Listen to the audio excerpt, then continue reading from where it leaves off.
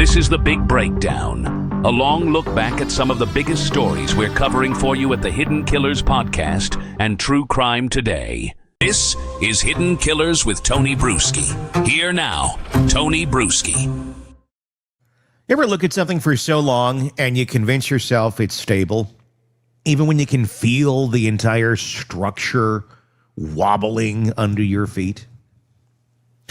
That's what happened with the Delphi investigation. The public was fed an idea that multiple agencies were operating in a perfect harmony, a coordinated, disciplined machine built to find justice for two murdered children.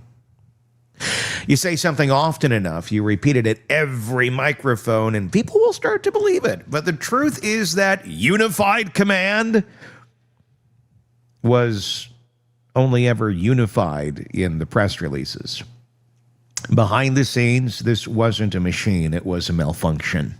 A collection of people who weren't working together, weren't on the same page, and in some cases weren't even aware of the same basic facts of their own investigation. You see, at the moment you dig into the depositions, you have investigators who cannot agree on the single most foundational question: who was running the damn case? One investigator sits under oath and says Superintendent Doug Carter removed the FBI from the investigation. Another investigator sits under oath and says that never happened. They both can't be true. They are opposite realities, but both of these men walked into that investigation every day believing their version was the correct one. That tells you everything. Not about the case, but about the team that was supposed to solve it. You cannot have a functioning investigation when the people running it don't even agree on whether one of the world's largest investigative bodies was involved or not. That's not a crack, that's a canyon. And in that canyon, communication doesn't just break down, it evaporates.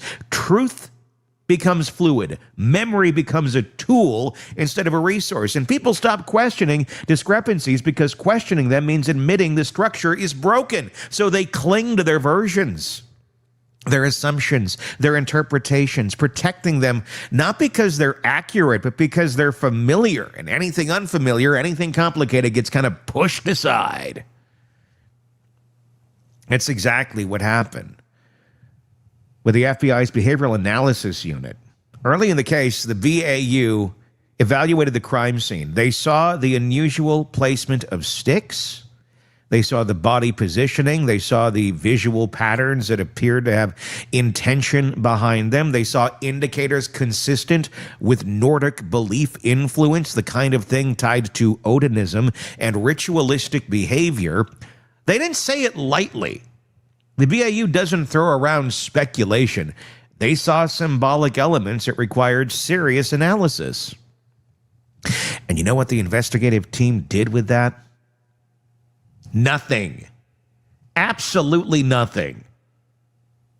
In fact, they did less than nothing. They buried it so deeply that by the time the defense finally got access to the relevant materials years later, multiple investigators claimed they didn't recall the BAU's assessment at all.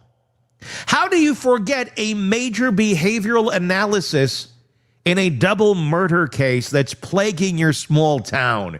You don't.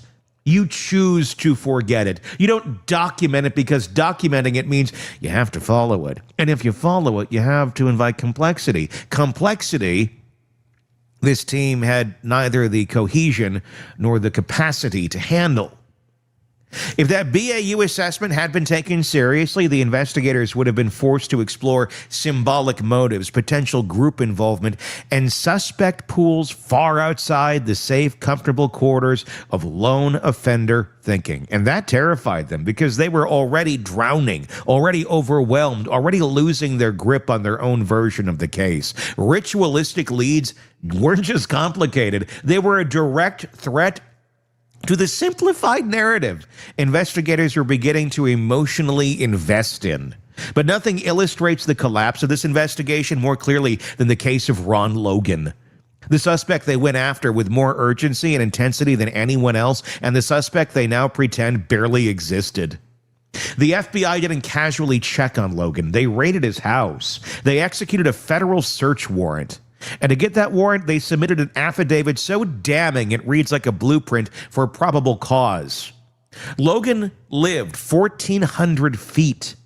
1,400 feet from where the girls' bodies were found. His land bordered the crime scene. It practically was the crime scene. He had a known history of violence against women. He had protective orders filed against him. He had a documented pattern of behavior that made him a viable suspect before investigators even started pulling threads. But what really lit the fire under the FBI was that Logan created a false alibi and presumed a friend would just lie for him, pressured the friend into lying for him, and did it. Even before law enforcement arrived, came up with a alibi. Here, you're going to say where I was over here at this. Before they even came to ask questions. That's panic. That's anticipation. That's someone making moves because they know something is coming, and the FBI, they documented all of this. They listed witness reports that the bridge guy walked like he was kind of intoxicated, consistent with Logan's known issues. They listed tipsters, as many as 15, who believed the person in the grainy video resembled Logan, and we've done it here.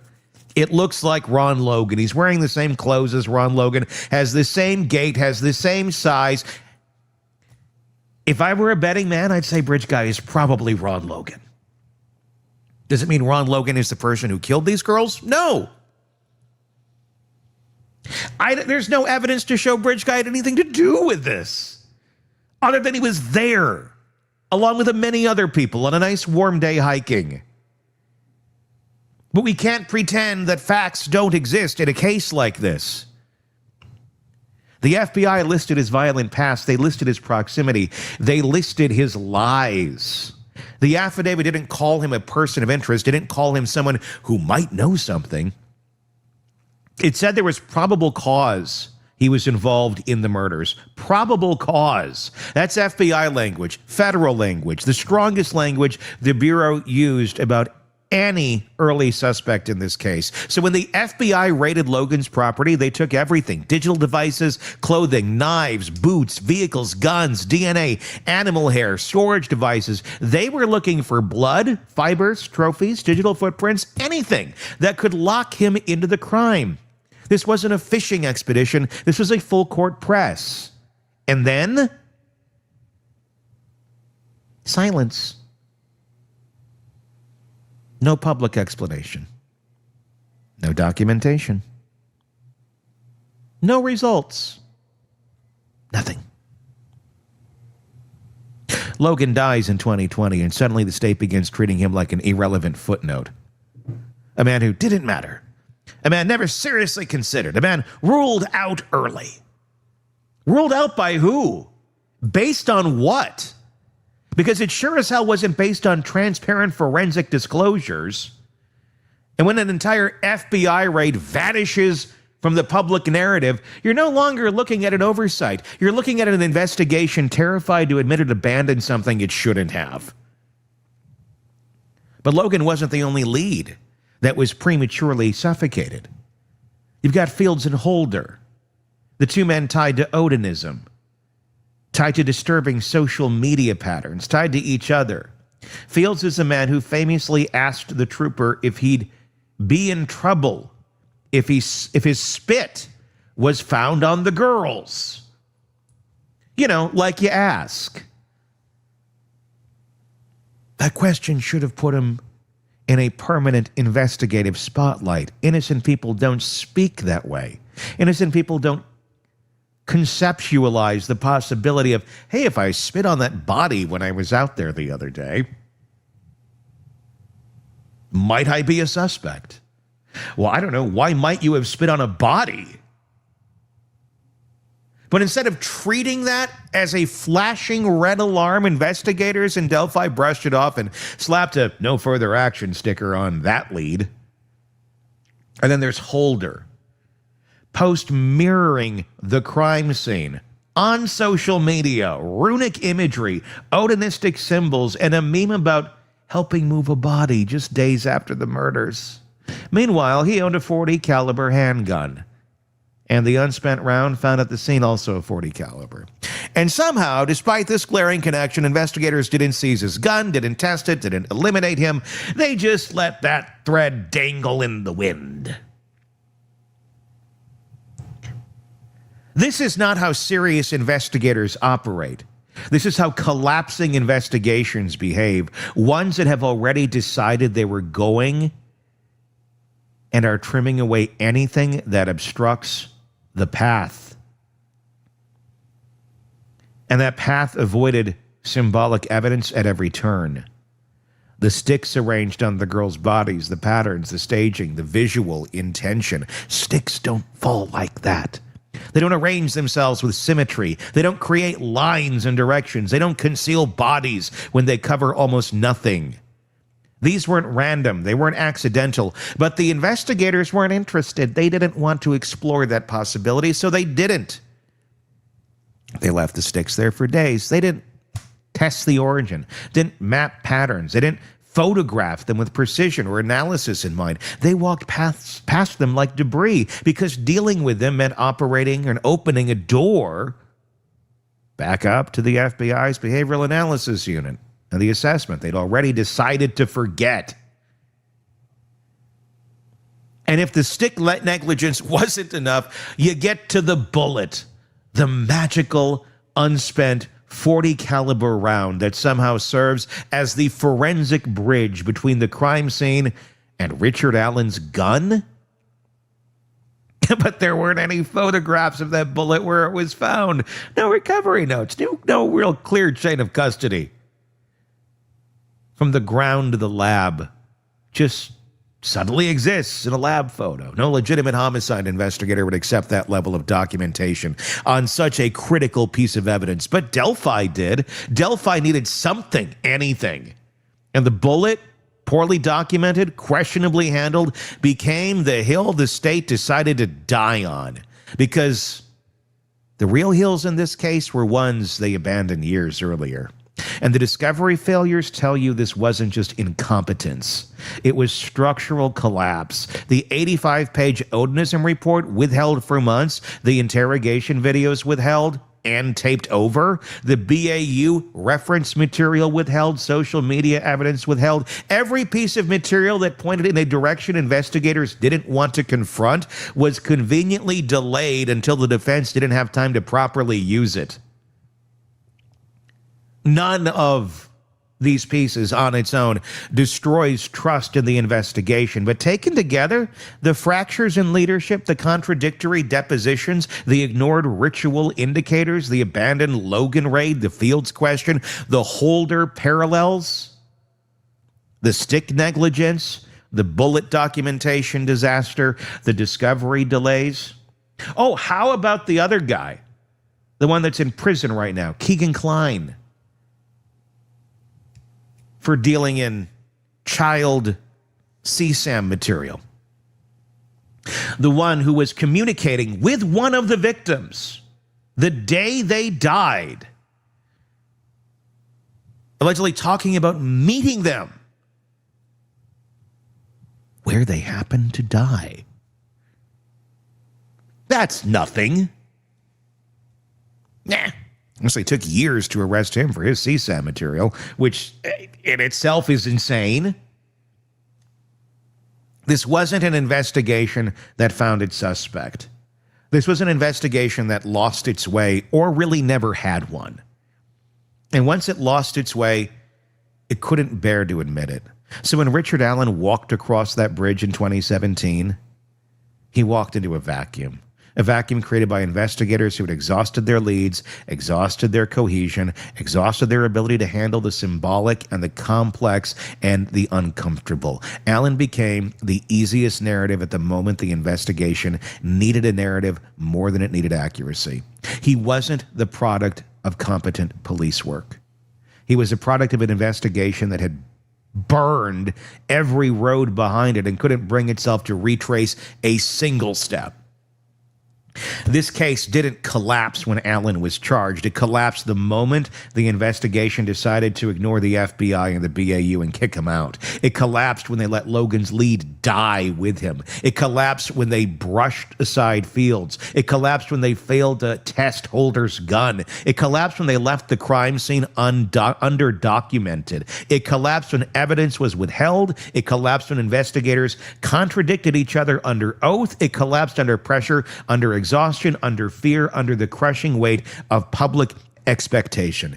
Delphi didn't get justice. Delphi got an aftermath of an investigation that fell apart and then tried to hide it. And until someone in authority in Delphi has the courage to say that out loud, the truth will stay buried under the rubble of their collapse. Who's going to speak up? Who's going to change it? Because we've already seen others in this investigation who have spoken up, who have tried to help, get fired, quit, die under mysterious circumstances. Nothing to see here.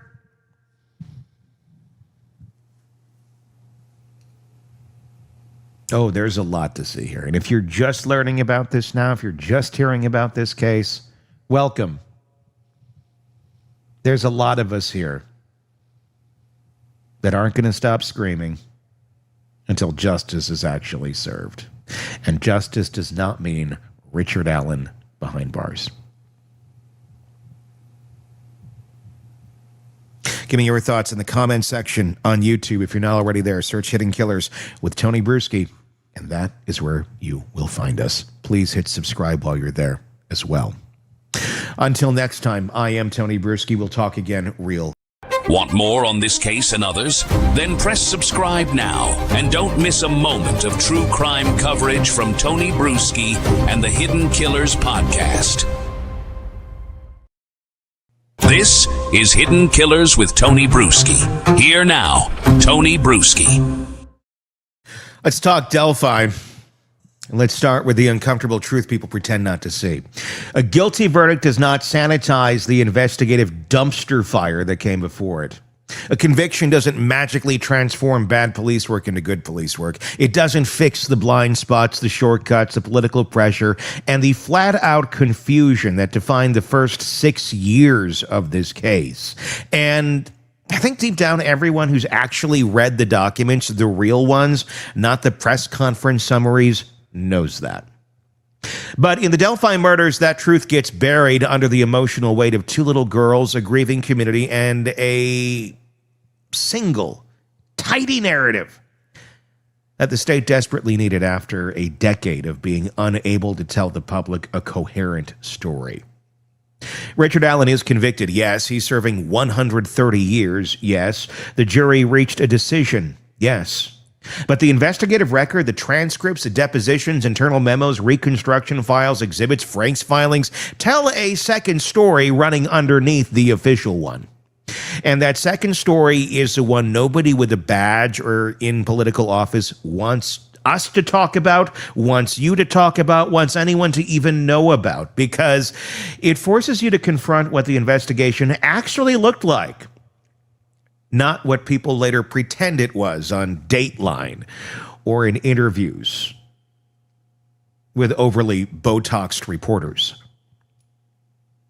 The truth is this: the investigation was sloppy, fragmented, distracted, overwhelmed, under-led, over-politicized, and ultimately retrofitted to justify the arrests that came 6 years too late. If this is how the most important case in modern Indiana history was handled, with cameras pointed directly at the investigators and the world watching, imagine what happens in cases that don't get this kind of scrutiny. Oh, and they didn't want this scrutiny. They did everything in their power to keep cameras, reporters, the general public, anyone with an opinion that didn't go quite along with exactly what they said it was, out.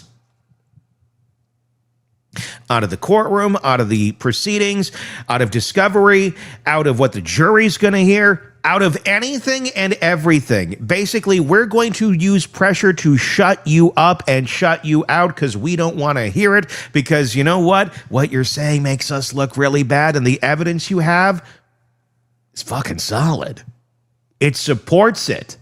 It supports that our story is bullshit and that we just locked away a man for 130 years over pretty much nothing and ignored or helped cover up, depending on how you look at it,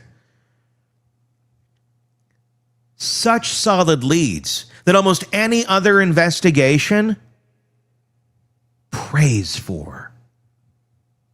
But let's not get ahead of ourselves. Let's walk through how this thing actually fell apart behind the scenes. And I'd love to get your thoughts in the comments section on YouTube. The first 48 hours of any homicide investigation are crucial, and Delphi was no exception. But when you look at the actual documents, the dispatch logs, the early interviews, the follow-up notes, the backfilled summaries, the inconsistencies in who was doing what, you don't see the machinery of a highly coordinated response. You see chaos. You see dozens of leads surface one day, and day two, only for most of them to disappear into a void.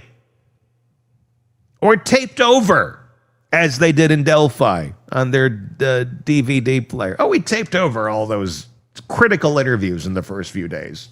Nothing to see here.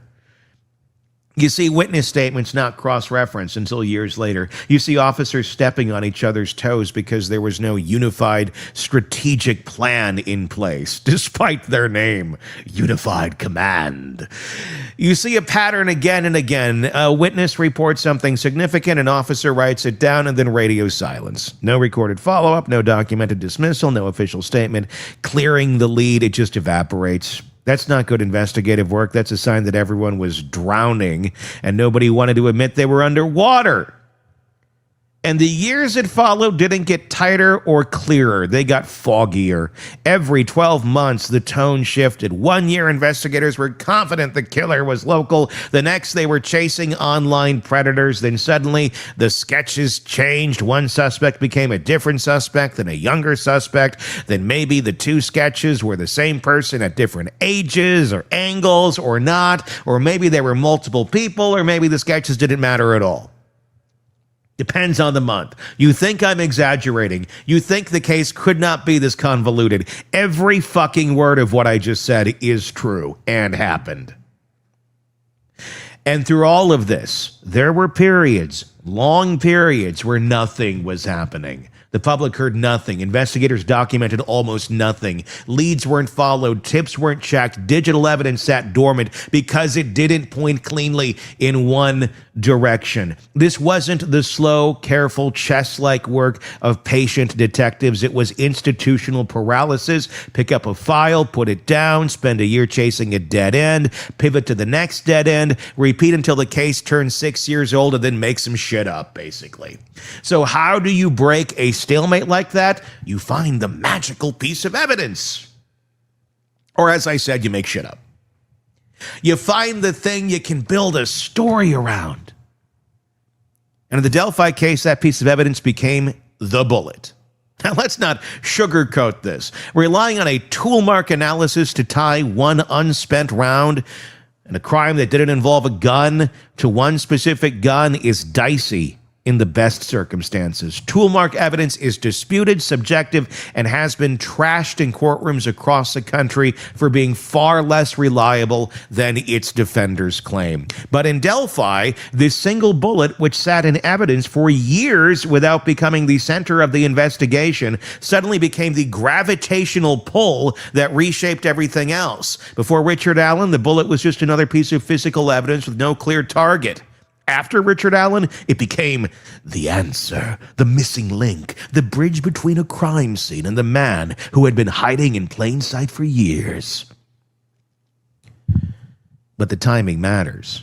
The chain of reasoning matters. The fact that this round didn't rise to significance until investigators decided they need to release old evidence matters. It tells you the case wasn't built from the ground up. It was built backwards.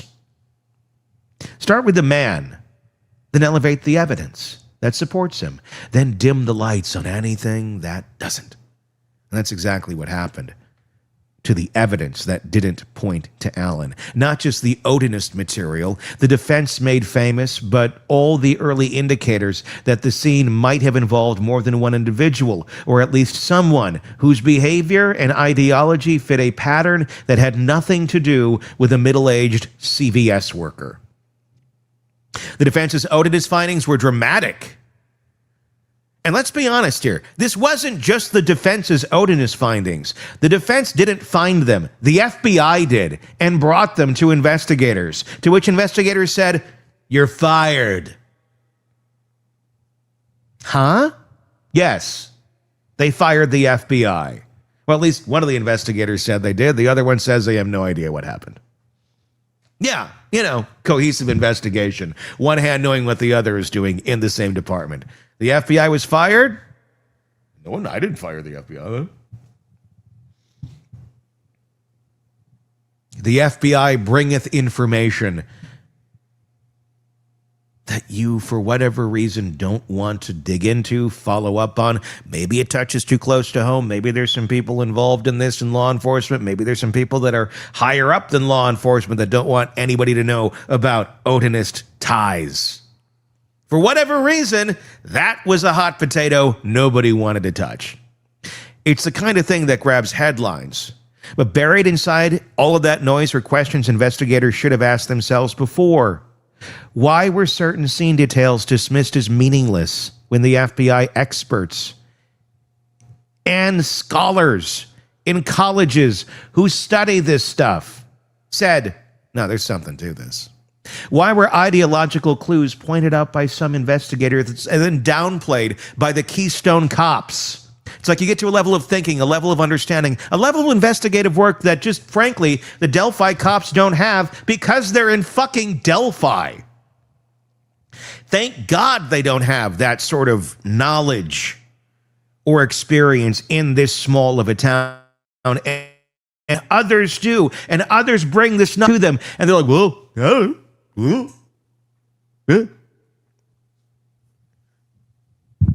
why did local individuals with violent rhetoric, extremist ideology, and proximity to the area receive inconsistent levels of scrutiny? Why were certain symbolic or stage elements at the scene not integrated into any official theory of the crime? You don't have to think a cult did it. You don't have to buy the Odinist angle at all. You just have to ask why law enforcement wasn't consistent with its own follow-through. Why key leads were never tied off in writing. Why some investigators saw meaning in the scene and others waved it off. And why, after years of internal contradiction, the official line suddenly became that everything pointed to one man acting alone. Look at the social media leads. Look at the behavioral analysis notes. Look at the interviews that reference multiple individuals who expressed hostility, made violent statements online, or had ideological obsessions consistent with ritualistic violence. Some investigators took those things seriously. Others dismissed them outright. There was no unified approach. That's the red flag, not the theory itself, the inconsistency. That's how you know you're not dealing with a disciplined investigative process. You're dealing with a fragmented one. But the part that really tells the story, the part that exposes how messy this investigation actually was, sits inside the official depositions. Because when you put law enforcement in the room, put them under oath, and force them to answer questions with no press conference, no script, no rehearsed talking points, you get the truth, or at least the truth about what they remember and what they don't. And what they don't remember is staggering. Page after page. I don't recall. I need to look at my notes. I'm not sure who was assigned to that. I thought someone else handled it. I wasn't aware of that lead. I wasn't part of that conversation. I don't know why that wasn't followed up with a real nice folksy tone to it. Makes you feel like, oh, they're genuine. These are nice guys. You go have a beer with them. Sure, you might be able to.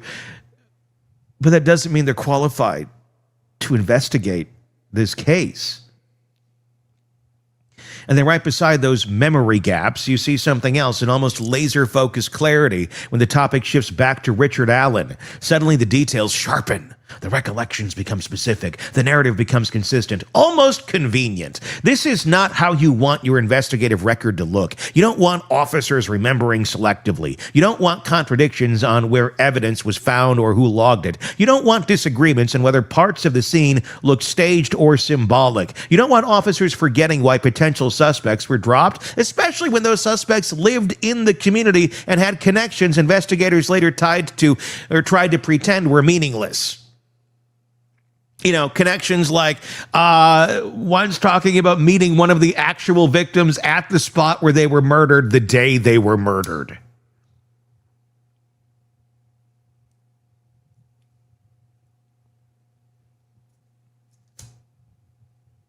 One where you have people literally reconstructing the crime scene on their Facebook page with Odinist imagery, also found on the bodies of the victims before anyone publicly knew about anything Odinist or ruin-wise or symbolic-wise. One where you actually have someone asking if they'd be in trouble if they hawked a loogie on one of the victims. Would I be in trouble if I spit on one of them? At the heart of all this is something no one likes admitting. Investigators are human. They get tired. They get overwhelmed. Some are just fucking idiots. They feel pressure from superiors, from community, from the media. They make leaps. They cling to the first thing that feels like momentum. They try to tell a story that makes sense, even if the messy reality underneath doesn't line up. In Delphi, all the pressure in the world converged on one case for 6 years, and instead of producing a clean, bulletproof investigation, it produced a file full of confusion, omissions, and hindsight rationalizations. There were moments, quiet, subtle moments, in the record where certain investigators clearly believed the case pointed away from a lone offender. There were internal disagreements about motive, staging, symbolism, and the significance of environmental clues. There were leads that, if developed fully, might have created uncomfortable political or social fallout. And instead of tackling those head-on, the system restrained itself. It minimized, it avoided, it erased. This doesn't mean anyone wanted the wrong man. It means the system wanted a man, a suspect, an arrest, a conclusion. The families deserved answers, the town needed closure, and when Richard Allen finally surfaced, even in the smallest way, it gave investigators something to hold on to, a name, a face, a path forward. Never mind that he came forward literally in the days after the murders, raised his hand and said, "Hey, I was down there, how can I help?" You know, like murderers do. And then all those years later, oh, wait, remember that guy that said he was down there, how can I help? And then we fucked that up and never talked to him again and didn't ask any more questions and went on our merry way. And all those solid leads that actually do lead somewhere, well, one of them died. And the others, well, we're going to wait 3 years to arrest him on CSAM material, even though he admitted to having it, and we caught him with it. We'll give him 3 more years. Gee, what's going on there? Let's go after the CVS guy with literally the poster mere feet away from the counter he works at, with your suspect sketches of which look nothing like him. From there, everything else becomes gravity. The bullet, the admissions, the cell phone, the physical location, the timeline, the video. Each piece of evidence was filtered through the assumption that this was the guy, not through a neutral, disciplined evaluation of all possible suspects, though. Well, he's not saying he did it. What are we going to do? He's challenging us. He's saying over and over, you're wrong. Let's lock him in a room, in a prison, for more than a year.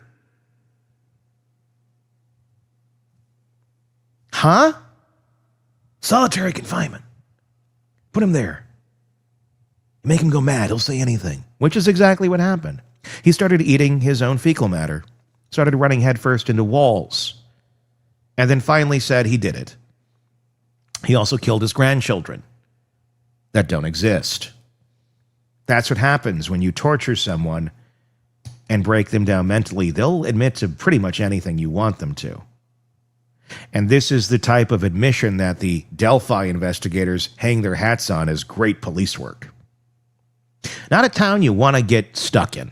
Not a town you want to have anything go wrong in and rely on actual police work of any sort of value that's going to help you or be accurate or play with reality. If they don't like you, they don't like you. And they hold power there. It's exactly why the investigative failures still matter today, even with a conviction, even with a sentence, even with the appearance of closure, because justice is not about closure, it's about correctness. And correctness requires a process that can withstand scrutiny, not just produce an answer. Abby and Libby deserved an investigation that was methodical, consistent, transparent, honest. They deserved investigators who didn't get swept into the inertia of a 6-year desperation spiral.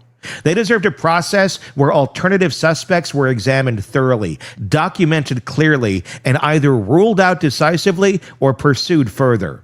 Instead, the record we're left with is full of cracks that don't change the verdict, but absolutely change the confidence people have in how that verdict was reached. If this is how law enforcement handles its most important cases in Delphi, what does it do when nobody's paying attention? What does it do when victims aren't national names? When the families don't have support? When the community isn't begging for answers? What corners get cut then? What evidence gets ignored then? What unconscious bias gets mistaken for investigative instinct then? These are not small questions. They're the entire foundation of the trust in the system. And the fear, the honest, quiet fear that people don't want to say out loud, is that the Delphi investigation wasn't an anomaly. It was a mirror. A reflection of how everyday cases are handled across the country when the pressure is high, the politics are heavy, and the need for resolution outweighs the need for precision. We can say Richard Allen is guilty. We can acknowledge the jury's decision. We can respect the judicial process, but we cannot pretend the investigation failed or did not fail. It did fail. It was not clean. We cannot pretend the ignored evidence doesn't matter. We cannot pretend the contradictions inside the depositions don't matter. We cannot pretend alternative leads didn't deserve better.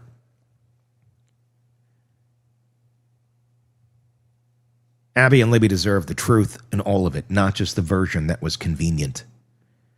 And if we can't say that out loud, then what are we even doing?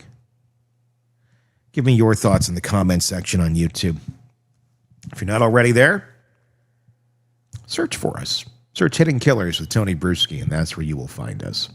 Press subscribe if you're listening to us on the podcast platforms. Press subscribe if you're watching us on YouTube, please. We're trying to get to 100,000 subscribers on YouTube by the end of the year, so if you wouldn't mind, go over there and please hit subscribe. Help us try and get there. We're almost there with your help.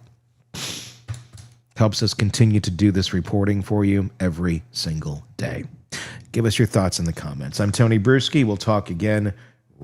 Want more on this case and others? Then press subscribe now and don't miss a moment of true crime coverage from Tony Brueski and the Hidden Killers podcast.